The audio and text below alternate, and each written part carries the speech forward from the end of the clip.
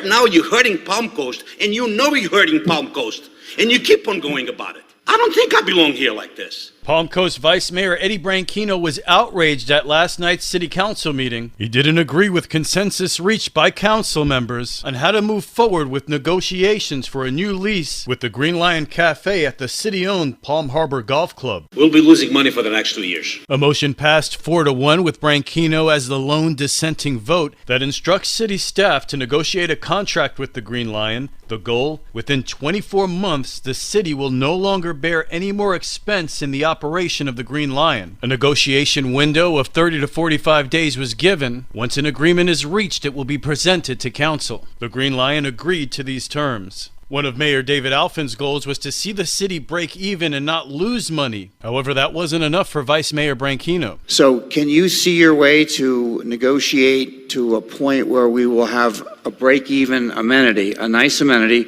that's not costing our residents? Is that all we good for, break even? Is that all we good for? Well, is that how we defend the people of Palm Coast? We don't. Vice Mayor, we're not a profit model. We're a municipality. We're not in the business of making profits. Let's get rid of the golf course because we're making money there now. Councilman Ed Danko was quick to point out that the Green Lion is a big reason why the golf course is now profitable. I think we would begin losing money if we didn't have a restaurant there, and I would just bring that to the attention of Councilman Branchino, that there are folks that play golf and eat there, and it's the package that does attract some of that business.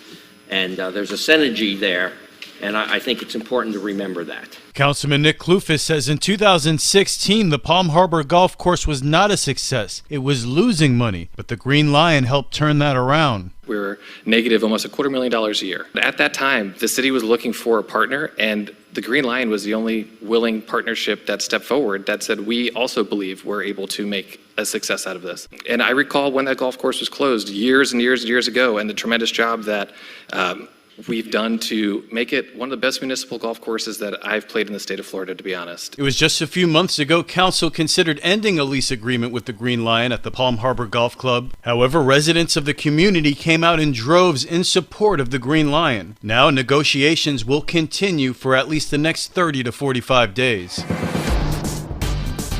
This local news is a service of Flagler County's Toyota dealer, Beaver Toyota US 1 St. Augustine, here to wow you.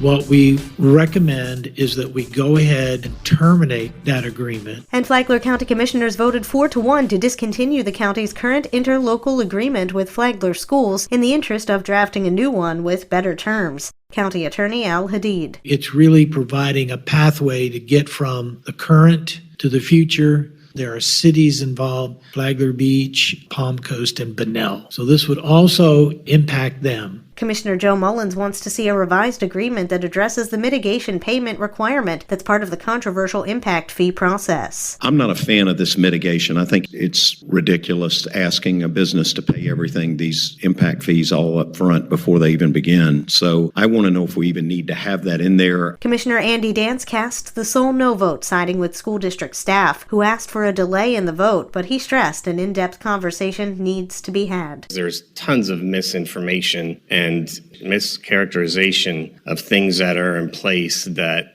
need to be clarified. And one suggestion was having an independent third party actually look at the mitigation component. It was suggested that maybe an independent third party that isn't partial to the school district or to the county or to the development community be the one that comes in and talks about this. Despite the vote, the current interlocal agreement remains in place for 120 days due to a termination clause. Commissioners expect to have a new interlocal agreement in place by then. From the WNZF Newsroom, I'm Amy Cherry.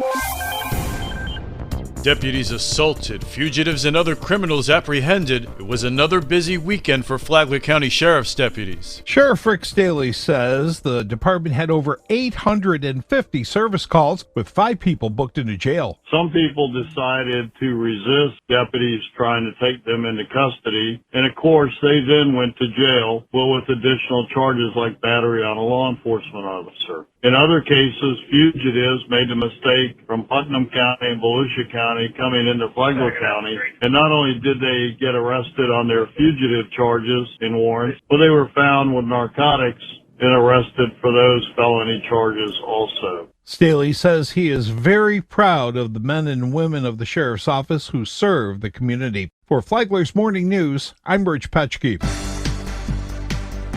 Data shows Flagler County is growing, which is forcing the building industry to get creative. The latest census figures are particularly bullish when it comes to local growth. Flagler County's population grew 20.3% between 2010 and 2019 to 115,000 people, and now sits at around 120,000, ranking the county as the 87th fastest growing in the nation. Flagler was one of 15 Florida counties that made the top 100 fastest growing counties in the nation. Mark Langello, president of the Flagler Home Builders Association, says the growth is good but challenging. There's not enough people in our building industry. There's not enough homes out there already built. When we're trying to build the homes, the cost keeps going up. There's not enough available land that can satisfy the need in a massive way. As you see in some cities, they're building massive developments. We're not doing those. We're doing smaller developments, but we can't keep up with the demand, and that's a national problem. Census data also shows the average age in Flagler County is 51 and the median household income is $57,000 per year. For Flagler's Morning News, I'm Karen Johnson.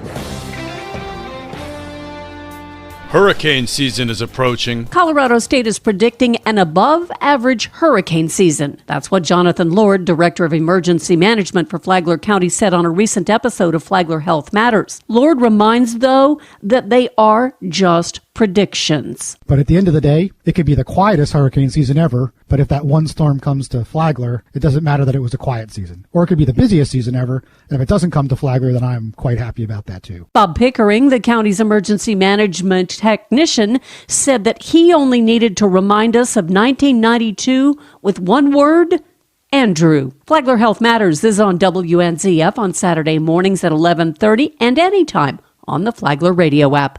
Tomorrow, preparing for hurricane season year-round. From the WNZF newsroom, I'm Deb Albertson. And now you're up to date on Flagler's Morning News. I'm Rich Carroll.